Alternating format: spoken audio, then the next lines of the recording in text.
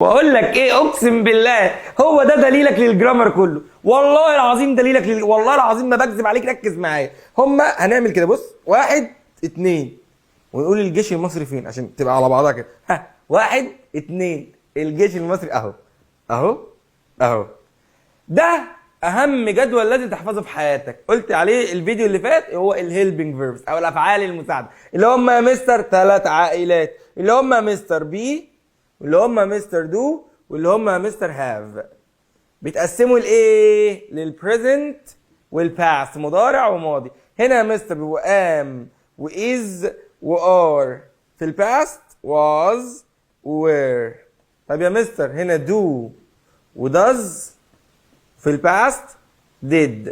وهنا مستر have وهاز، في الباست had. كل عيله من دي بتعمل لك زمن اساسي لازم تبقى عارفه. تعال اقولهم لك بسرعه، ومش فارق معايا تحفظهم ولا تحفظ الاسامي اللي بقولك عليها. عموما دول بيعملوا لك زمن اسمه present continuous، مضارع مستمر.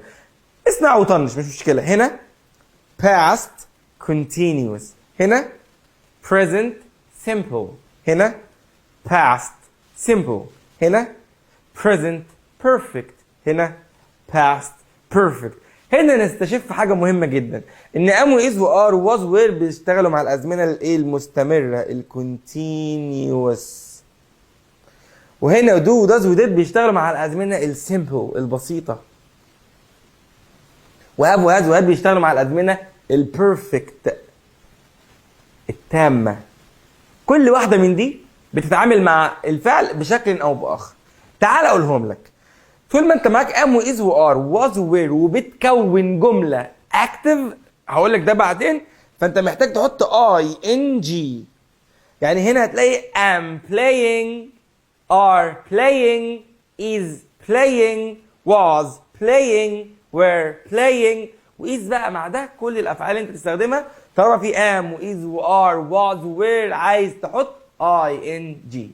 طيب دو does وديد طول ما هم موجودين باي شكل من اشكالهم، اذا كان كده او منفيين، لازم نحط حاجه اسمها اي ان اف، infinitive، مصدر. اسمع، infinitive من غير اي اضافه. يعني play، يعني eat، يعني go come take say make، زي ما بص من غير اي اضافه خالص. اما have وهاز وهاد دي ازمنه تامه، فلازم تحط لها بي بي، past participle، تصريف ثالث. ايه يا مستر التصريف الثالث؟ ما هو كل فعل بيتصرف 3 تصريفات، اما الانفينيتيف الاول، بعد كده التصريف الاول، الثاني، الثالث. زي ايه يا مستر؟ زي ايت، ده انفينيتيف، الاول منه ايت، الثاني ايت، والثالث ايتن. يعني يا حبيبي لو مش حافظ تصريفات افعال اقفل اقفل وانسى بقى الجرامر ده خالص، انسى الانجليش كله. هو الحوار كله في الهيلبنج فيربس وتصريفات الافعال. احفظ الاثنين دول مع الجدول ده، مع الفيديو اللي جاي اعرفك بقى الضمائر بتيجي مع دول ازاي. شكرا. قفل يا باشا الانجليزي كله، قفله كلام، قفله لغه، قفله جرامر، قفله امتحانات، انت هو كله اهو.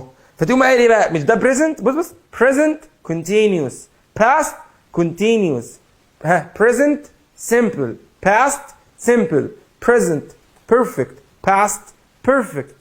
تبقى عارف كل حاجه من دي تاخد معاها ايه. وبس كده، زي ما قلت لك انا عامل لك سلسله جرامر كبيره جدا لازم تشيرها وتقول للناس وبس. يلا ايه هتقفل؟ استنى هتقفل؟